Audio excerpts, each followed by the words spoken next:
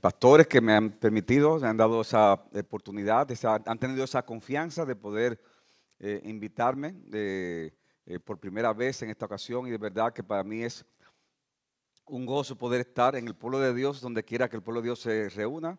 Yo soy de República Dominicana, Rafael Alcántara es mi nombre, y estoy aquí con mi esposa Glenis y mi hija Alicia.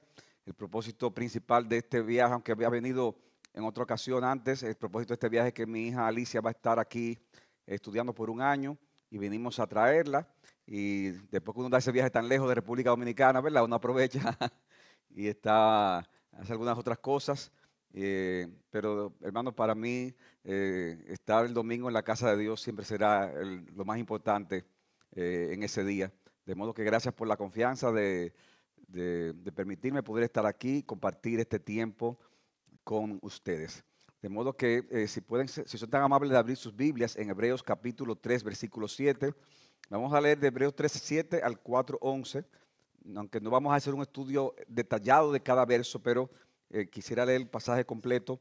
Eh, Estamos aquí con la Biblia de las Américas, muy bien.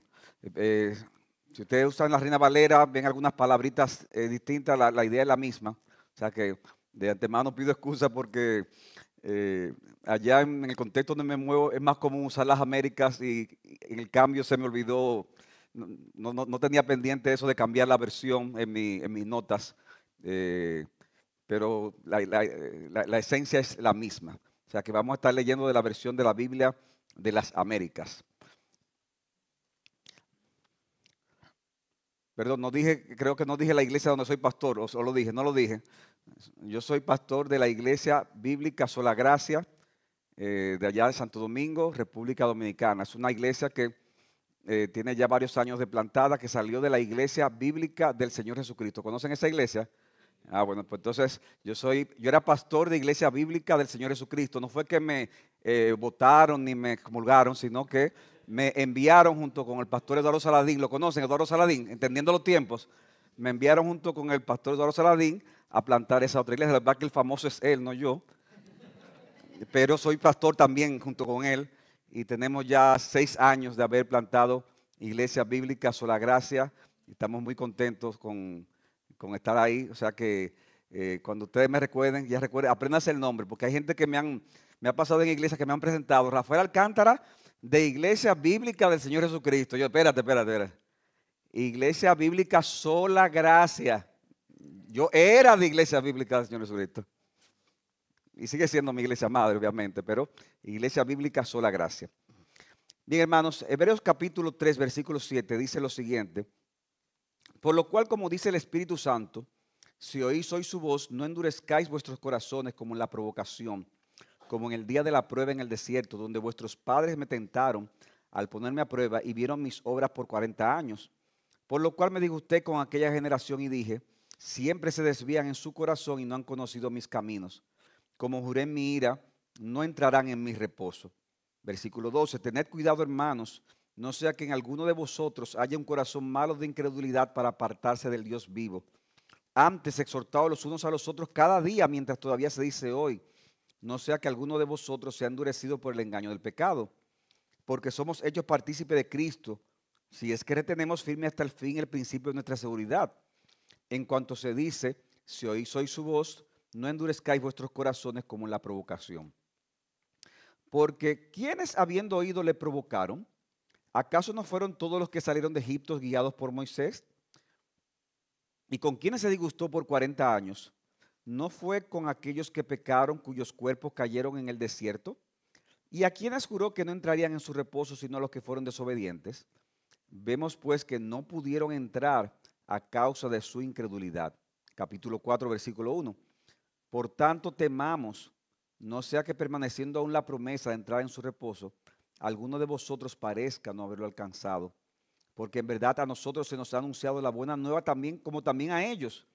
Pero la palabra que ellos oyeron no les aprovechó por no ir acompañada por la fe en los que la oyeron. Porque los que hemos creído entramos en ese reposo, tal como él ha dicho, como juré en mi ira, no entrarán en mi reposo, aunque las obras de él estaban acabadas desde la fundación del mundo. Porque así ha dicho en cierto lugar acerca del séptimo día, y Dios reposó en el séptimo día de todas sus obras. Y otra vez en este pasaje, no entrarán en mi reposo. Por tanto, puesto que todavía falta que algunos entren en él y aquellos a quienes se les anunció la buena nueva no entraron por causa de su desobediencia, Dios otra vez fija un día hoy, diciendo por medio de David, después de mucho tiempo, como se ha dicho antes, si oís hoy su voz, no endurezcáis vuestros corazones. Porque si Josué les hubiera dado reposo, Dios no habría hablado de otro día después de ese. Queda por tanto un reposo sagrado para el pueblo de Dios, pues el que ha entrado a su reposo, él mismo ha reposado de sus obras como Dios reposó de la suya. Por tanto, esforcémonos por entrar en ese reposo, no sea que alguno caiga siguiendo el mismo ejemplo de desobediencia. Vamos a orar. Padre, yo te oro en esta mañana de que tú bendigas tu palabra que va a ser predicada hoy. Yo te oro, Señor, de que tú me des las fuerzas físicas, las fuerzas mentales, las fuerzas espirituales, Señor, para que tu palabra venga y sea glorificada y tú puedas hablarle a tu pueblo, Señor, con través de este pasaje. Y que si hay algún alma aquí que no te conoce, también tú vengas y lo encuentres, Señor, y le des la salvación que es por medio de Jesucristo. Padre, nos bendice esta amada iglesia y usa este tiempo, Señor, para la gloria de tu nombre, porque te lo pedimos en el nombre de Jesús. Amén. Hay una anécdota que trata acerca de un viajero que iba caminando por un campo y vio una gran piedra que había resistido la lluvia, el viento y el sol por años sin cambiar. Y el viajero pensó, wow, qué fuerte es esta piedra. Pero al acercarse notó que de la piedra brotaba un hilo de agua. Y con el tiempo, esa misma agua había abierto una grieta que estaba partiendo en dos esa piedra. Y la anécdota concluye diciendo lo siguiente: así es el corazón endurecido. Puede parecer fuerte, resistente, hasta inquebrantable, pero en realidad está en peligro.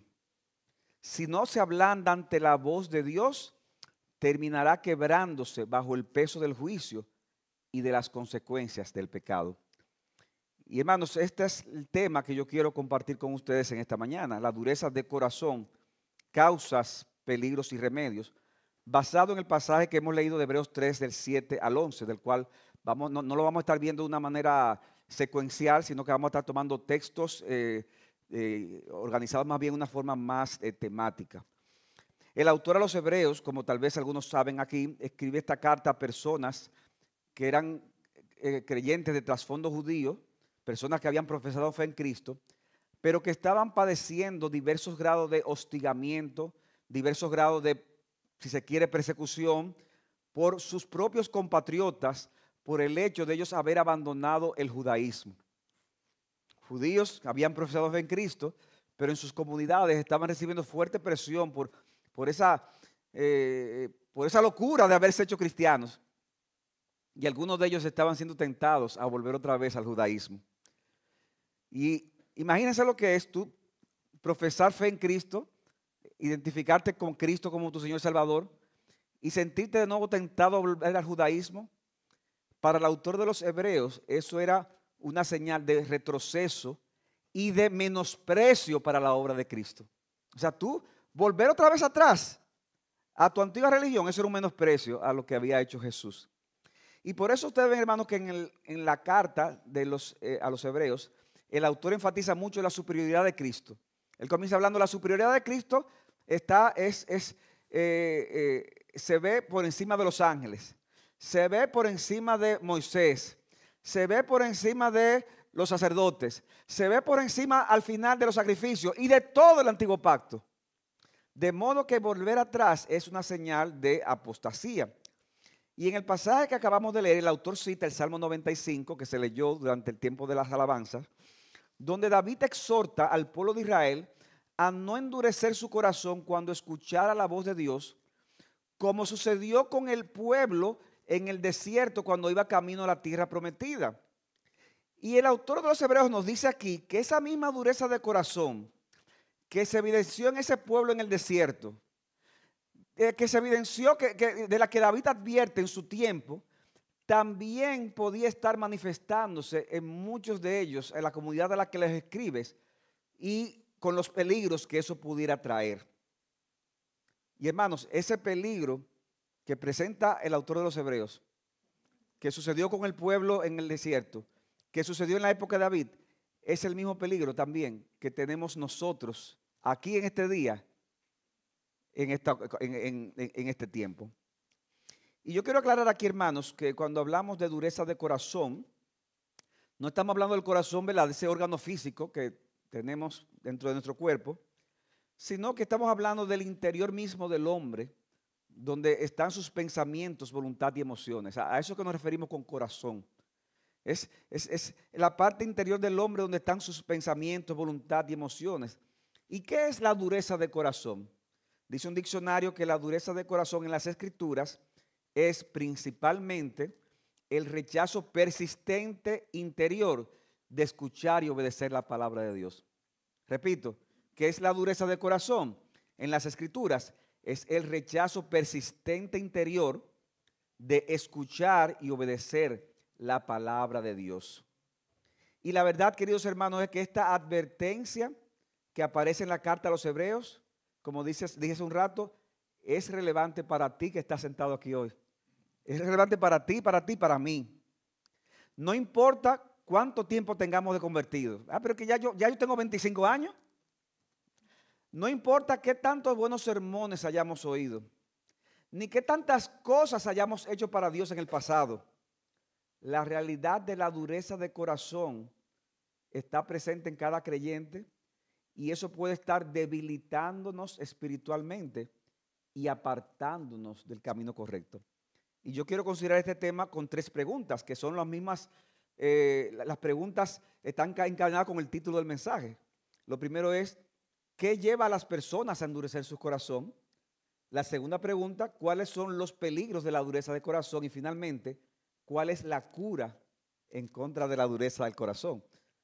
O sea que, como dice el título, causas, peligros y remedios. Y eso es lo que vamos a desarrollar en nuestros 3 encabezados. En primer lugar, la primera pregunta, basado en este texto de Hebreos, ¿qué es lo que lleva a las personas a endurecer su corazón? Bueno, hermanos, podemos decir que en sentido general, cualquier pecado en nuestras vidas puede endurecer nuestros corazones, pero especialmente el pecado de la incredulidad. Basado en este texto de Hebreos, cualquier pecado, sobre todo el pecado de la incredulidad.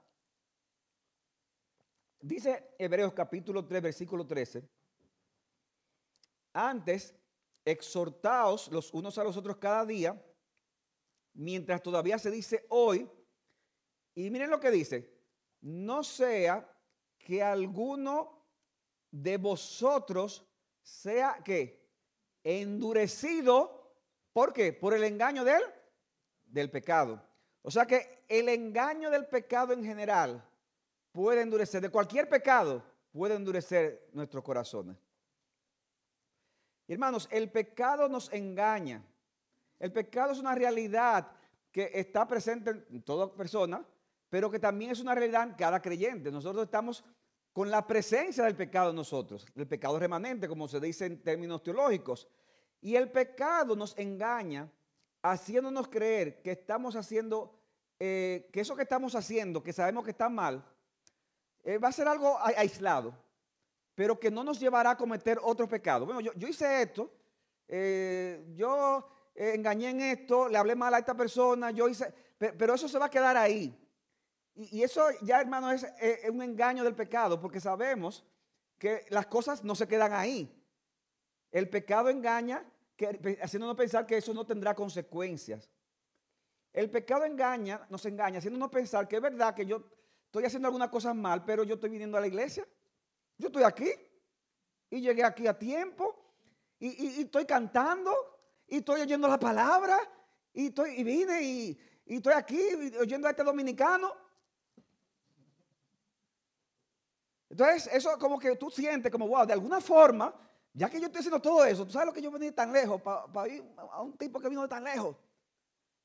Como que eso neutraliza los efectos del pecado, porque ya, yo estoy haciendo algo bueno. Hice algo malo, pero ahora estoy haciendo algo bueno. Y eso como que de alguna forma como que neutraliza y suaviza las cosas. El pecado nos hace creer que podemos seguir sirviendo a Dios o predicándole a otros o haciendo cualquier actividad religiosa y que nada pasará.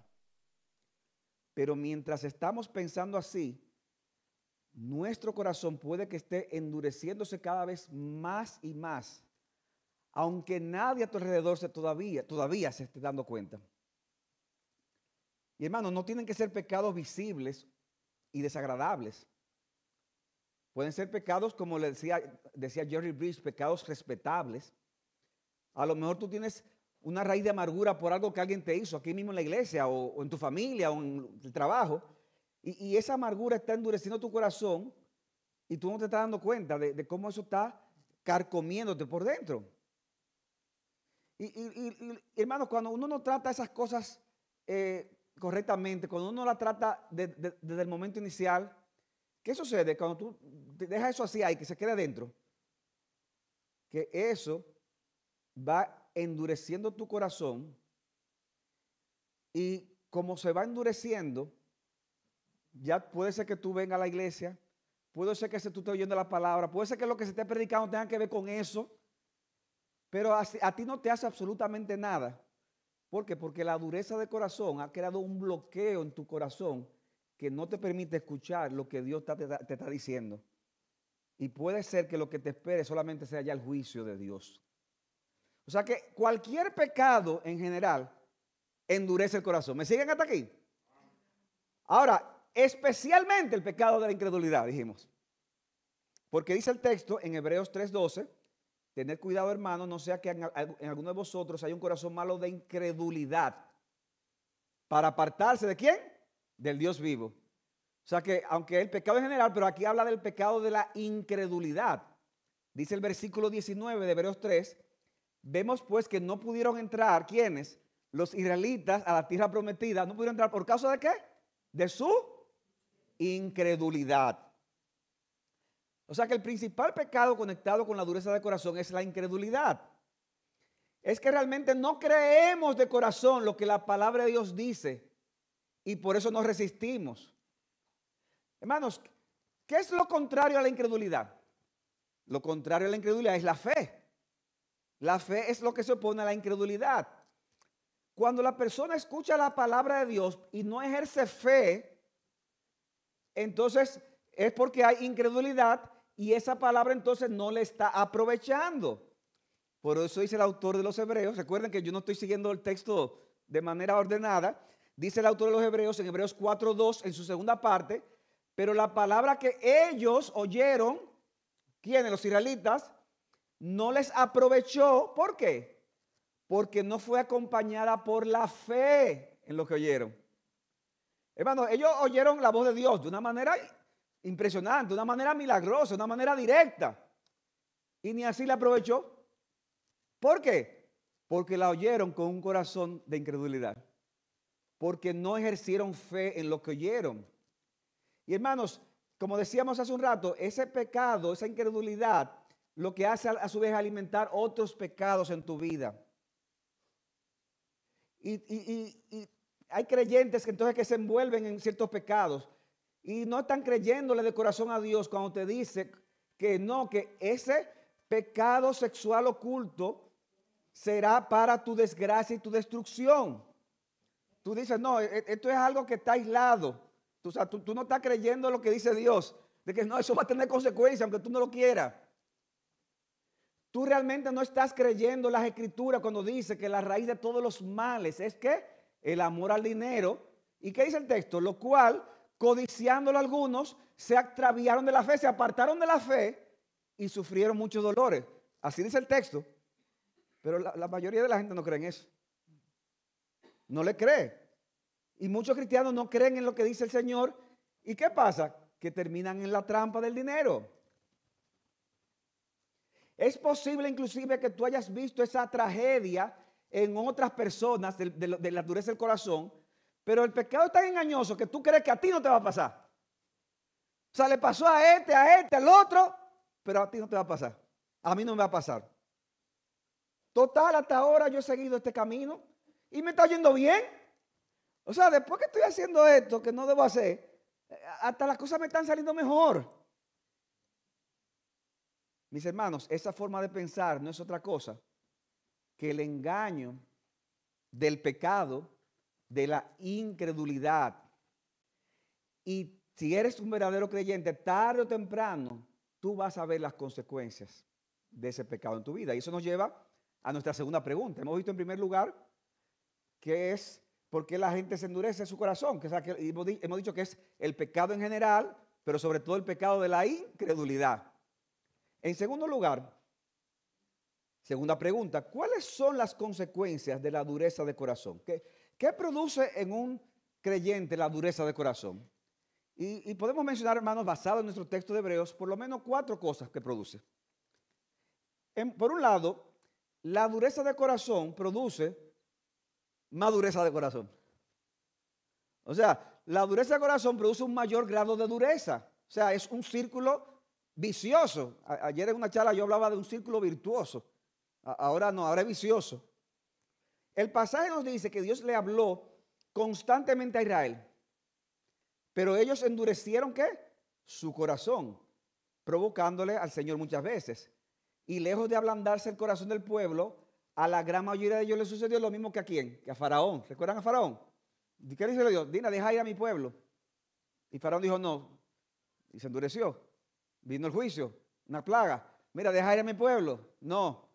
Vino el juicio, la plaga. ¿Y qué pasó con Faraón? Que cada vez más su corazón se endurecía más y más.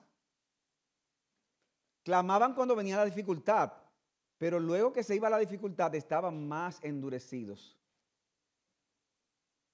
Y esa condición se prolongó durante 40 años. ¿Y cuál fue la respuesta del Señor? Siempre se desvían en su corazón y no han conocido en mis caminos. Y hermanos, eso lo vemos, lo hemos visto a lo largo de los años. Como personas que profesan la fe, sin embargo, entran en una etapa de desobediencia en su vida y tú le hablas y no, lo que está sale maduro después de la conversación. Y viene a la iglesia y sale maduro después de la prédica. Óyeme, y puede venir el mejor predicador del mundo. Puede venir, resucitar al apóstol Pablo. Puede venir un ángel a hablarle. Y el problema no va a ser el predicador. El problema va a ser la dureza de corazón. Y lo que se supone que debe ser un instrumento para enternecerte, que es la palabra de Dios, al final se convierte en un instrumento para endurecerte más. Para endurecerte más. O sea que la dureza de corazón, ¿qué trae? Más dureza de corazón. Pero en segundo lugar, según nuestro texto, la dureza de corazón trae apostasía. Apostasía, un apartarse del Señor. Dice Hebreos 3:12, tened cuidado, hermanos, no sea que haya en alguno de vosotros un corazón malo de incredulidad. ¿Para qué? Para apartarse del Dios vivo. O sea, el engaño del pecado, ¿qué hace? Que te aparta. Y hermano, qué triste es ver a personas que tal vez estaban por años en la iglesia, tal vez eran miembros de la iglesia, tal vez servían en la iglesia, tal vez hasta predicaban en la iglesia, pero vino el engaño de algún pecado, vino una raíz de amargura, vino una codicia, vino una lujuria, vino algo, una situación de cualquier índole. ¿Y qué sucedió? Que no reaccionó adecuadamente y comenzó a tener incredulidad en sus vidas, en su vida, y comenzó a endurecerse. Entonces termina internamente apartándose del Señor y luego terminan abandonando la iglesia y en muchos casos terminan abandonando la fe. Abandonando la fe. O sea que la dureza de corazón trae apostasía. Eso no significa que un creyente verdadero pueda perder su salvación, porque dice el mismo texto, dice en ese mismo texto en Hebreos 3:14, porque somos hechos partícipes de Cristo si es que retenemos firmes hasta el fin el principio de nuestra seguridad. Y con esta aclaración lo que el autor de los Hebreos nos está indicando es que el retener nuestra seguridad hasta el fin es una marca de ser hecho partícipe de Cristo. Pero hermanos, esto es una batalla, esto es una lucha. Y todos nosotros tenemos esa raíz de incredulidad que puede empujarnos hacia la apostasía. Y como decía hace un rato, no importa el tiempo que tengamos siendo miembros de la iglesia. Hay creyentes, hermanos, que cuando tú le hablas de estas cosas, siempre van a la historia, están en la historia. A mí me gusta la historia de la iglesia, pero una cosa es la historia de la iglesia, tú siempre ir al pasado. No porque yo le predicaba a mucha gente antes. No porque yo hice esto. Y entonces siempre van al pasado. Sí, pero está bien, el pasado. Pero ¿y ahora? Y en el presente. ¿Cómo está tu corazón en el presente? No importa las actividades que tú hayas hecho en el pasado, lo que tú hayas ofrendado en el pasado, lo que tú hayas servido en el pasado. La Escritura nos dice que todo creyente debemos de examinar si estamos en la fe y cómo está la calidad de nuestra fe. Examinaos a vosotros mismos, dice Pablo, si estáis en la fe. De modo que si no estamos perseverando en el camino de la fe, pudiera ser una señal de que realmente Dios no ha obrado en nuestras vidas. Porque aún el apóstol Pablo dice que todos me han abandonado y habla de quién, de Demas, ¿verdad? Dice, Demas me desamparó y se fue al mundo. O sea, una persona que era colaborador de la obra ministerial de Pablo. Y mis hermanos, eso es sobre lo que estoy diciendo. O sea, estamos diciendo que la dureza de corazón al final puede ser una señal de que tú nunca conociste la gracia de Dios. Pudiera ser. No importa lo que tú hayas hecho para el Señor. La dureza de corazón puede traer apostasía. Entonces hemos dicho que la dureza de corazón trae más dureza de corazón. Puede traer apostasía. En tercer lugar, la dureza de corazón, en tercer lugar dentro de nuestro segundo encabezado, trae, según este texto, el juicio de Dios temporal. El juicio temporal de Dios. Que en el caso de Israel se manifestó con ¿qué juicio? ¿Qué juicio Dios le trajo a ese pueblo en el desierto? Que no entraron ¿a dónde? A la tierra prometida. O sea, la dureza de corazón trajo ese juicio temporal de Dios. Dice, como juré, mira, no entrarán en mi reposo. Vemos que no pudieron entrar, Hebreos 3:19, por causa de su incredulidad. No pudieron entrar ¿a dónde? A la tierra prometida. Y hermanos, ¿cuánto se lamentó ese pueblo que quiso entrar después y vio que era demasiado tarde? Porque mi hermano, la dureza de corazón, óyeme bien, la dureza de corazón y la incredulidad en tu vida, si tú eres creyente, tarde o temprano te pasará factura. No sé si se usa esa expresión aquí. Tarde o temprano tendrá consecuencias. Tú lo verás. Tú lo verás y te lamentarás por eso. Hay un texto en Josué, en Jueces, que me sorprende, que dice que en una de esas batallas que el pueblo entró, dice que tomaron a un rey y ese rey le cortaron los pulgares de la mano y de los pies. Y dice ese rey cuando le hicieron eso, wow, 70 reyes estaban sin sus pulgares de la mano y los pies comiendo a mi mesa. Y dice, como yo hice, así me ha pagado el Señor. Así me ha pagado el Señor. La dureza de corazón traerá disciplina. La dureza de corazón traerá juicio temporal. Algún día el pecado te alcanzará. Y será evidente la mano del Señor contra nosotros. O sea que la dureza de corazón es algo serio. La dureza de corazón trae la disciplina del Señor. Trae el juicio temporal de Dios. Pero hermanos, hay algo mucho peor que el juicio temporal y es el juicio eterno de Dios. El juicio eterno de Dios. La dureza de corazón trae más dureza de corazón. La dureza de corazón trae apostasía. La dureza de corazón trae el juicio temporal de Dios. La dureza de corazón trae el juicio eterno de Dios. La exclusión del reposo definitivo del pueblo de Dios. Este reposo del que habla el autor, que se prefigura a través de la entrada a la tierra de Canaán y que apunta también en un inicio al reposo de Dios en la creación. Al final, el autor de los Hebreos está hablando de esto como una representación del reposo final, el reposo espiritual, el reposo definitivo del pueblo de Dios. Y aquí hay una tensión, hermano, porque aquí hay algo presente, pero a la vez futuro. Algo presente porque los cristianos ya entramos a ese reposo por medio de Jesucristo. Jesucristo es nuestro reposo.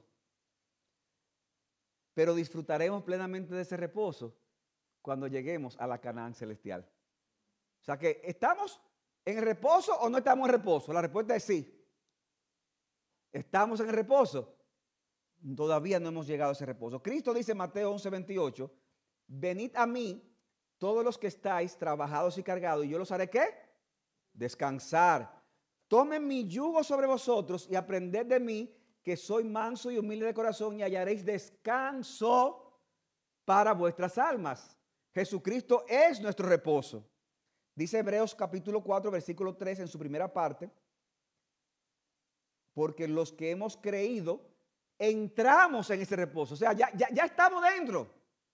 Y dice el verso 9, sin embargo, que queda por tanto un reposo sagrado para el pueblo de Dios. O sea, entramos, pero todavía queda. Porque el que ha entrado a su reposo, hablando de Cristo posiblemente, él mismo ha reposado de sus obras como Dios reposó de la suya. Cristo reposó como Dios reposó en la creación. Y dice, todavía falta que los creyentes entremos a ese reposo. O sea, que hay un aspecto presente que tenemos en Cristo, hay un aspecto futuro cuando Jesucristo vuelva.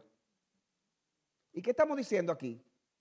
Que el endurecimiento de corazón puede terminar excluyendo a una persona de entrar a ese reposo final. Y puede llevarlo ¿a dónde? A la condenación. Porque con esa dureza demostró que nunca había estado en ese reposo espiritual que es Jesucristo. Por eso dice Hebreos capítulo 4, versículo 1, por tanto temamos, no sea que permaneciendo aún la promesa de entrar en su reposo, alguno de vosotros parezca que no lo ha alcanzado. Hermano, es una comunidad de creyentes que le está hablando. Y a la comunidad le está diciendo, miren, teman con esto que estamos diciendo. Teman porque su promesa está, pero pareciera que alguno de ustedes, alguno de vosotros, no lo haya alcanzado. O sea, ¿qué hemos visto, hermano, hasta ahora? Bueno, hemos visto, en primer lugar, por qué algunas personas endurecen su corazón. ¿Cuáles son las causas? Y en segundo lugar, hemos visto los peligros. La dureza del corazón trae más dureza, trae más apostasía, trae el juicio temporal y trae el juicio eterno. Miren qué fácil aprendérselo. Es fácil para mí que me lo estudié, ¿verdad? Varias veces, pero es bueno aprendérselo. Ahora, hermanos, no todo es oscuridad en este sermón, porque hasta ahora, ¿verdad? Este hombre vino de tan lejos para... No, hermano, yo vine a traer la espada de la palabra, pero también vine a traer la medicina que la misma palabra trae. Y eso nos lleva en tercer lugar al remedio. Gloria a Dios que hay remedio para la dureza de corazón. Y eso es lo que yo quiero que veamos en tercer y último lugar. ¿Cuál es el remedio en contra de la dureza del corazón? Y es un remedio que tiene tres componentes, por decirlo así, tres componentes. ¿Tú has visto señales de dureza del corazón? ¿Tú has visto el peligro de eso? Entonces ten en cuenta estas tres cosas que te voy a decir hoy. En primer lugar, escucha, mi hermano, mi hermana, escucha nuevamente la voz de Dios pidiéndole que te dé un corazón sensible y sobrio.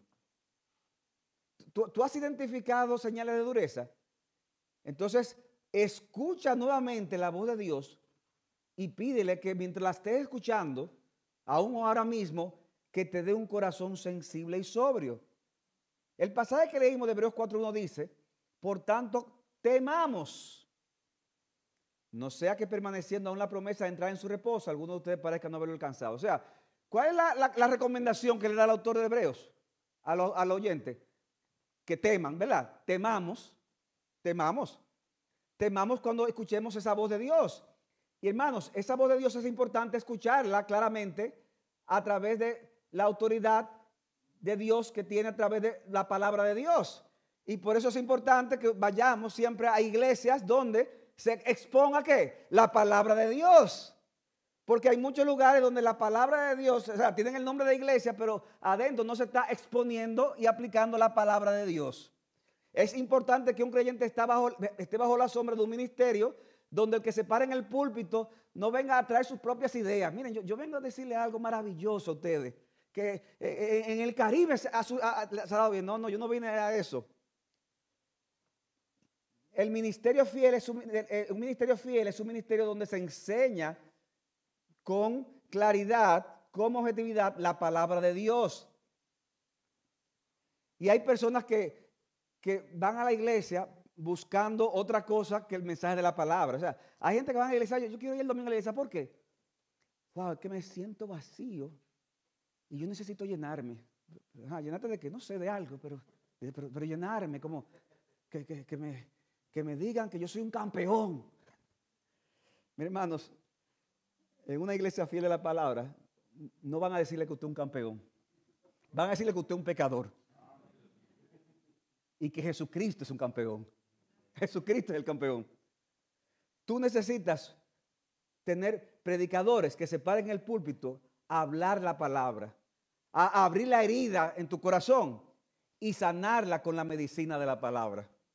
De modo que si tú estás en una iglesia así, dale gracias a Dios y apoya a esa iglesia, porque es un privilegio que Dios te ha dado.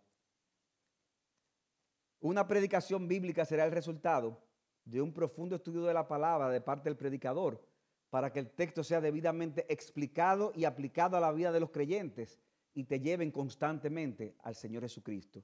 Cuando tú estés en un ministerio así, y si estás en un ministerio así, como sé que este es un ministerio así, cada domingo tú escucharás y estarás escuchando la voz de Dios y lo que Dios tiene que traer a tu vida. Y de nuevo, hermanos, ¿qué dice el autor de los Hebreos? Que si tú estás escuchando aquí la voz de Dios cada domingo, escúchala, oye bien, con un sentido de temor. De temor. No es a decirte lo grande que tú eres, no, es a decirte lo serio que es esto. Lo serio que es esto. Los creyentes, es verdad que en un sentido muy real hemos sido librados del temor, dice algunos textos de la palabra. Pero existe un tipo de temor que es legítimo tener si yo veo en mi vida algún grado, algún rasgo de dureza del corazón de la que hemos estado hablando. ¿Me siguen hasta aquí? Hemos sido librados del temor en un sentido, pero si yo veo rasgos de dureza de corazón, entonces es legítimo tener temor. Y también debemos tener temor al contemplar a otros en mi comunidad o iglesia que puedan estar manifestando estas señales de dureza. Y hermano, yo estudiando esto, encontré esta explicación del pastor John Piper que para mí fue wow, lo entendí, ahora sí lo entendí como más claramente. Oigan lo que dice él, una cita un poco larga. Dice John Piper, cuando ustedes, o vosotros, ¿verdad? En España, pero ustedes entienden, cuando ustedes eran pequeños, su padre y su madre le decían muy firmemente, nunca corran a la calle, agárrense siempre de mi mano. ¿A quién se le decía eso? ¿A quién le decían eso cuando pequeño? No cruce la calle, agárrate de mi mano, muchacho. Ya mira, muchacho, ¿por qué? Porque había un peligro en la calle de que un carro te matara, ¿verdad que sí? De que te chocara.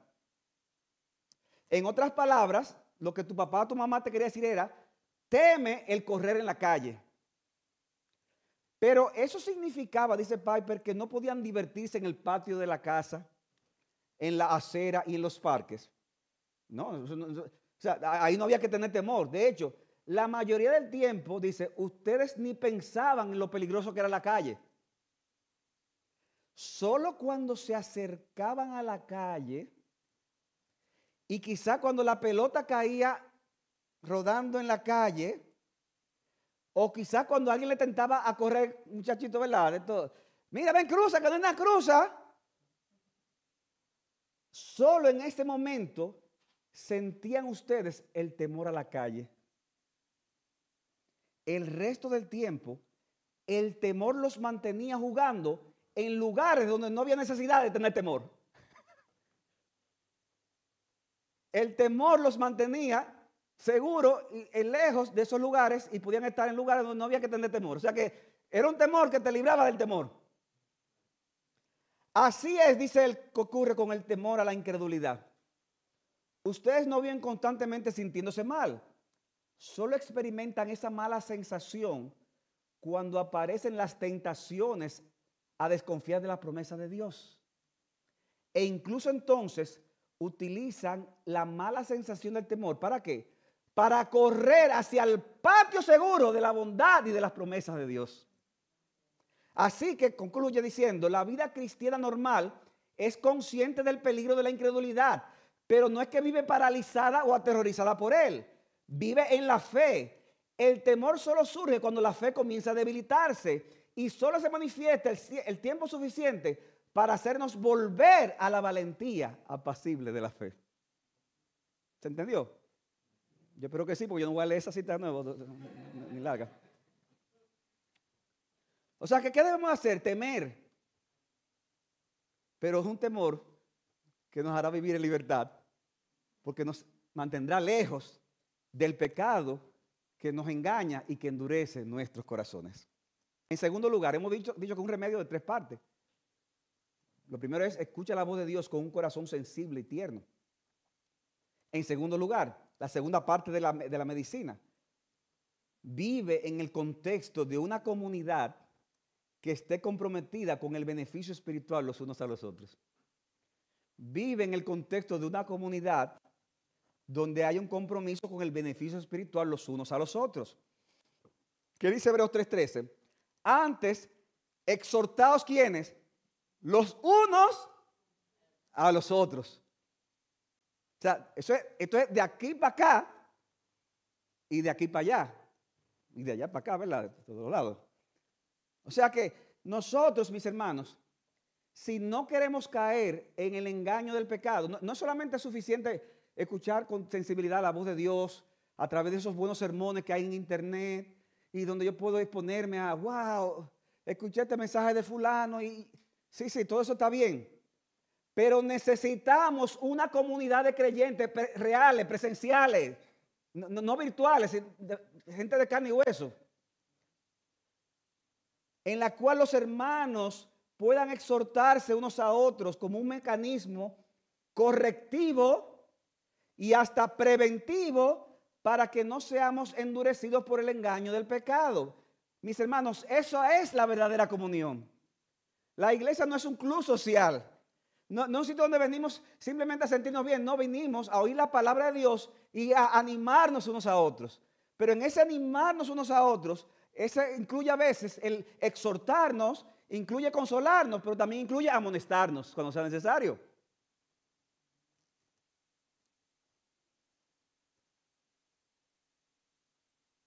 Y hermanos, lamentablemente, en la medida que el individualismo va creciendo en nuestros países y países como estos, el individualismo hace que se profundice más el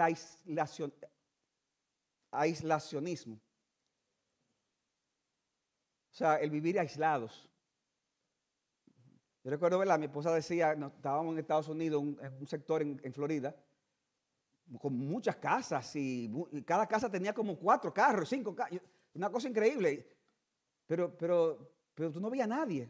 Y con espacio, y un terreno gigante. Y le decíamos a la prima mía, pero ven acá, es que son fantasmas los que viven aquí. ¿Dónde está la gente? No, es que el individualismo lleva a la gente a aislarse. Y ya no se da esa interacción horizontal, se va perdiendo cada vez más y más. Pero la Biblia sigue siendo la palabra de Dios. Y ella nunca pasará. Y esa palabra nos dice que necesitamos exhortarnos unos a otros como parte de ese remedio para poder perseverar en la fe. Tú lo necesitas, mi hermano, y yo también lo necesito. Yo también lo necesito. Y hermanos, eso soy yo muy bonito. Ay, sí, va a exhortarnos, vamos, hasta que te toca a ti. Hasta que te llama la atención a ti. Ustedes saben que allá en Santo Domingo, ojalá los que nunca han ido, puedan visitar algún día.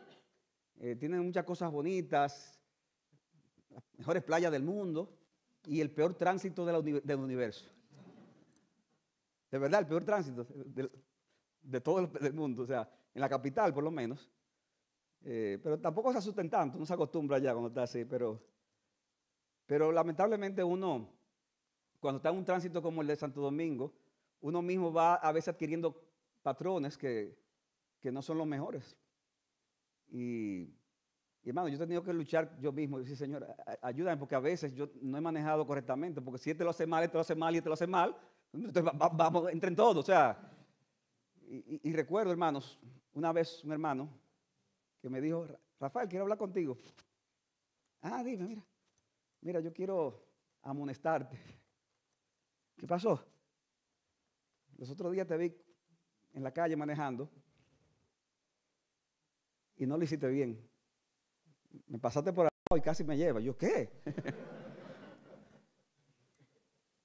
Y hermanos, o sea, créanme que yo estaba como, bueno, estaba tarde, en tránsito. Al final, ¿qué hizo ese hermano? Hizo lo que tenía que hacer. Me dijo, me amonestó por algo que no fue de buen testimonio. ¿Y qué tuve yo que decirle? Hermano, gracias. Gracias por decírmelo. Voy a tratar de tomarlo en cuenta. Voy a tratar de cambiar. Hermanos, eso es verdadera comunión cristiana. Esa es la verdadera amistad cristiana.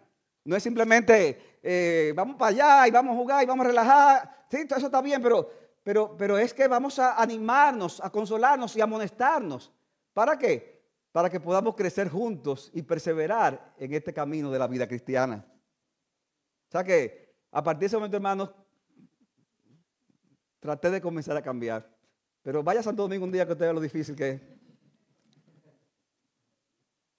O sea que este vivir en comunidad, hermanos, es importante que recordemos que no es opcional para el cristiano.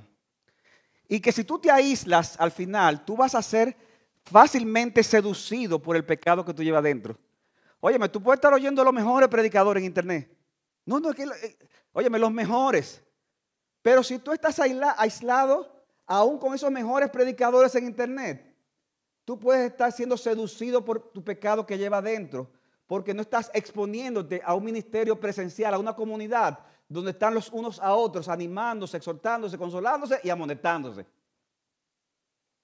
Necesitamos, hermanos, salir de ese plano superficial y profundizar. Y yo te imploro, mi hermano, que hoy tú escuches la voz del Espíritu y que busques a hermanos que puedan exhortarte, porque a veces tú dices, no, pero que yo vengo aquí y nadie nunca me dice nada. Claro, porque tú tienes una cara que... Vengan, amonétenme, pero ahí el que lo haga. O sea, se hace difícil alguna gente, ¿verdad que sí? Entonces, ¿qué tú tienes que hacer? Bueno, acércate tú, dices, mira hermano, acércate, si tú ves algo en mí, dímelo. Y yo voy a tratar de recibirlo correctamente y recíbelo. No, porque eso que dijo él nada más era un 30% de verdad. El otro 70% era una mentira. Dale gracias a Dios por el 30%. Y mire ese otro 70% como una forma preventiva que a lo mejor mañana te puede pasar y eso te va a ayudar a no caer en el día de mañana. Pero se acercó con el deseo de ayudarte. Dale gracias a Dios. Recíbelo con humildad. Que el humilde aprende a recibir la amonestación. El orgulloso que no le gusta que le digan la cosa. Ten una actitud correcta en la iglesia. Y eso se aplica también en el hogar. En la dinámica de la familia.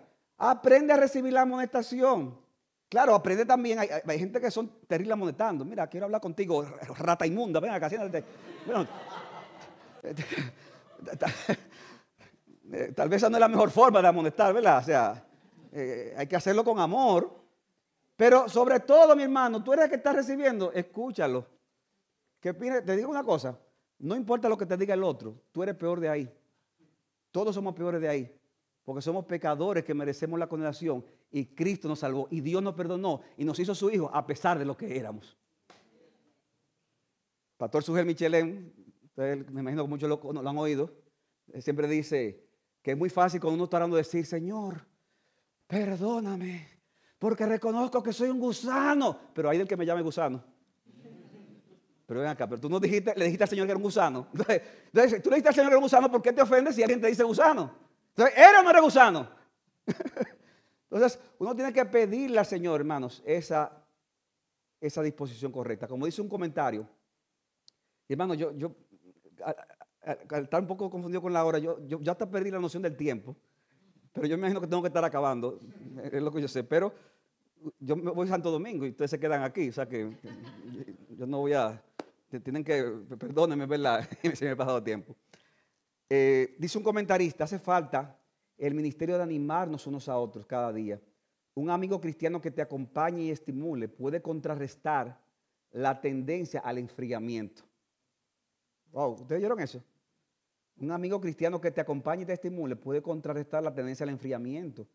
Todos sentimos a veces la tentación de dejar la disciplina o la responsabilidad y regresar a una etapa anterior de una vida menos exigente. Y debemos, dice este autor, reconocer el peligro serio de volver atrás en el camino del Señor y aprovechar cada día de nuestra vida o el tiempo que resta hasta que el Señor venga para proseguir a la meta y para ayudar a otros a hacer lo mismo. Porque no es nada más tú que tienes que perseverar, es que tu hermano que está al lado de ti también lo necesita. Y como lo necesita, entonces ¿qué debe hacer? Animarse unos a otros cada día. Finalmente, la última parte de este remedio, hemos visto que escucha con sensibilidad la voz de Dios. Hemos visto tener una comunidad en la que nos animemos uno a otro. Y finalmente, mi hermano, aplícate constantemente el Evangelio de Cristo, recordándote lo que ya tú tienes mientras te esfuerzas en llegar a la meta. Aplícate constantemente el Evangelio de Cristo, recordándote lo que ya tú tienes mientras te sigas esforzando en llegar a la meta. Dice Hebreos 4:2, porque en verdad a nosotros se nos ha anunciado las buenas nuevas como también a ellos, pero la palabra que ellos oyeron no les aprovechó. ¿Por qué? Porque no fue acompañada por la fe en lo que oyeron. Porque los que hemos creído, ¿qué es eso? El Evangelio, la fe, entramos en ese reposo. Como decíamos, el autor menciona a un grupo que dice lo que hemos creído la palabra y nos ha aprovechado. ¿Por qué? Porque la escuchamos con fe. Y mis hermanos, el Evangelio es ese creer que nos permite entrar en ese reposo ahora y que nos motivará a seguirnos esforzando en esta batalla para llegar al reposo celestial. Dice Hebreos 4:10, porque el que ha entrado en su reposo, él mismo ha reposado en sus obras como Dios reposó de las suyas. Como dijimos hace un rato, ya entramos en el reposo por medio del Evangelio de Cristo. No hay nada que añadir, mis hermanos, ya que nuestra aceptación ante Dios depende de lo que ya Cristo hizo por nosotros. Y esa obra está completita. No hay nada que añadirle. Sin embargo, como hemos sido aceptados, como hemos sido recibidos, como hemos sido adoptados, hemos sido justificados, ahora debemos de esforzarnos en correr la carrera hasta llegar al reposo eterno. Porque si no lo hacemos, caeremos en el patrón de desobediencia del pueblo y seremos endurecidos nuestros corazones. Y mis hermanos, mi oración es que todos los que estamos aquí en esta mañana vivamos esa doble realidad. La realidad de que hemos creído y seguimos creyendo en la vida, muerte y resurrección de Jesucristo por todos nosotros. Aquí no predicamos obras. Aquí predicamos la obra de Cristo y que la queremos por la fe. Pero que también vivamos en la realidad de que debemos de esforzarnos cada día en esa batalla espiritual hasta llegar a la meta. Y en la medida que sigamos conociendo más las Escrituras y haciendo más las obras de Dios, más la obra de Dios, lejos de enorgullecernos por el orgullo, la arrogancia o la incredulidad, más bien seamos más humildes, más amantes de Cristo y de su palabra y mejores instrumentos del Señor para el avance de su reino. Y mis hermanos, yo quiero concluir ya este mensaje diciendo lo siguiente. Y es que mi gran anhelo en esta mañana es que Dios obre en todos ustedes aquí que han escuchado este mensaje hoy. Ese es mi gran anhelo. ¿Sabes que cuando uno predica mensajes como estos? Yo prediqué este mensaje en un lugar en Santo Domingo y el pastor estaba preocupado porque él pensaba que algunas personas en la iglesia iban a pensar que él habló conmigo de lo que estaba pasando en la iglesia y como pensó eso, yo preparé el sermón pensando en algunos problemas que había en esa iglesia. Entonces, por si acaso, yo no he hablado con los pastores de esta iglesia.